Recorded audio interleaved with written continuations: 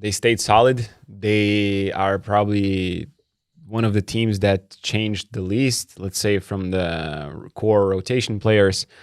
They will keep winning at home. They will play beautiful basketball with a lot of passes, with a lot of movement.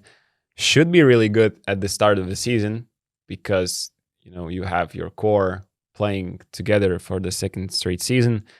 They switched to Tyler Dorsey with Isaiah Cannon, but I just don't see them, making the jump to become a contender for the title because, last season you go to the Final Four. So the next step from the team standpoint, you kind of expect, okay, we are going to try to win the title.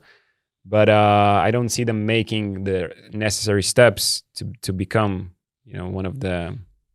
It's just that teams above are so stacked that I just don't see them winning. But I don't see them winning also, but that's not their issue in my eyes. The issue is that other teams got stronger. And they already overachieved last year. Real Madrid got stronger, Milan got stronger, even Efes got stronger. Even Efes got stronger. So I love that they replaced the legend Yorgos Printezis with Alec Peters because you need a stretch four, a power forward who can shoot the ball. And now you will have Vezenkov and Peters. I can easily see them playing in the same lineup. For example, Vezenkov having some minutes as a number 3. I don't think that should be a problem if needed.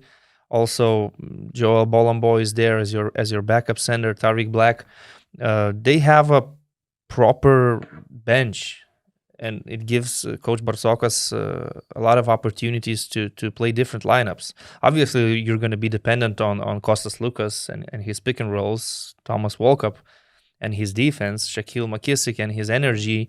And Isaiah Cannon replacing Tyler Dorsey, it's an interesting move. We'll see how it works out. I think Dorsey is much better defensively, but Cannon is a smaller version of... In terms of shooting, when Cannon gets hot, he can easily put 20 points on the stat sheet. So I just think that Dorsey is a bit more versatile offensive player because Cannon, we used to see him just shooting the ball, coming up the screens.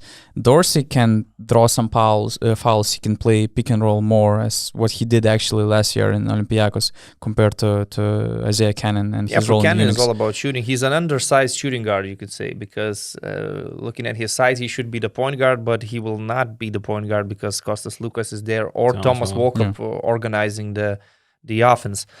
But again, when you have a team that made it to the Final Four and only needed to change a couple of players and not necessarily key players, you can easily go for them repeating the success or at least being in a playoff series. So they're my number 5.